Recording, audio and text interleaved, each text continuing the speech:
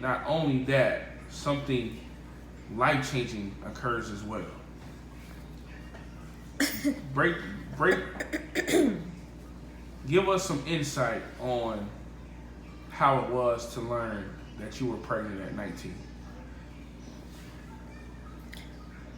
Man, I was scared, very scared. Go into how you found out, your emotions, what made you, I guess, get the test and things like that. Like, I was very sick and very tired.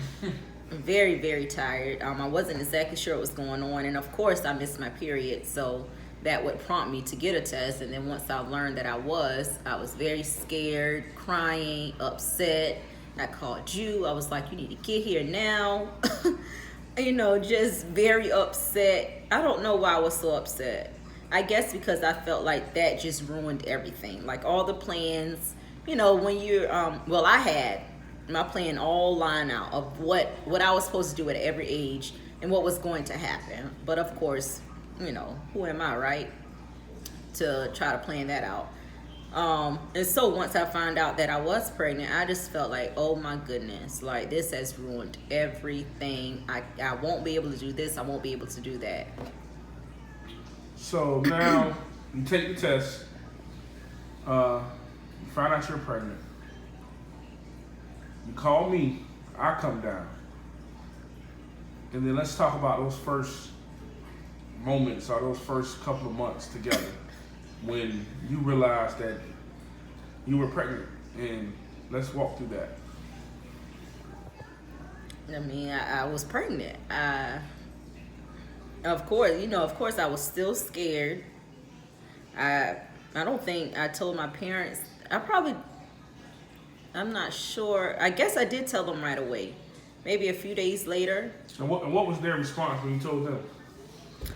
I think my mom, she was speechless. Yeah, I just kind of hung up the phone because I just laid it out on her. And she hung up, or either I hung up. And then my dad, I think he called later on, and that's who I was really just afraid of, disappointing him. But he was very, he was very encouraging throughout that talk, and was just saying it's gonna be okay, it's all right. So yeah. So earlier you said how the church played a major part in your upbringing, and of course that's one of the things that we were taught against, sex before marriage. And once that does happen and you become pregnant, it's definitely a level of embarrassment that comes with that. Can you go into some details about when it first became known to the people at home that you were pregnant? I guess I got calls saying that, oh my goodness, are you okay? Or it's going to be okay. That was always the response. It's going to be okay. You'll be okay. Maybe that was just, a typical response. But like I said, I was embarrassed because, the church, that's what's taught in holiness. No sex before marriage. And if you have sex before marriage or get pregnant out of wedlock, hell is where you will end up. So I was like, oh my goodness, I'm going to hell. I go to church, all eyes on me. That's just how it was. That's how I felt. And maybe that was how I felt, and I just perceived others of thinking of me as that way as well. Yeah, that's definitely true. Sometimes we tend to, because I remember being embarrassed. I remember going to not really wanting to go to church, not because no one from church ever judged me or said anything to me negatively, to be honest, but I just remember feeling like, oh my God, I did this thing and look. So now I wanna pivot a little bit. So you're pregnant, you're young, you're 19, maybe 20. Where am I right now? Like, where am I doing these years? Doing this moment. Am I present? Am I giving you what you need to feel comfortable? Kind of go into detail about that. Yeah, you were very much so present. You were there. I think you were so just worried about, being able to provide.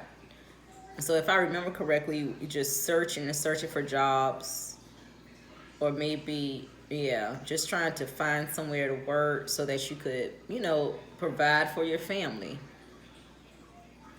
Um, I'm trying to think, or maybe you did find something. You actually, because I ended up moving back home, um, to attend USCB and move in with my parents. So I left upstate, which was another devastating thing. Like, I just had become accustomed to living in Spartanburg, having my own place, go out when I wanted to, and just having more to do up in that area. So when my parents told me, okay, you need to come on home, do this, I was like, oh man, okay. So I went back home. My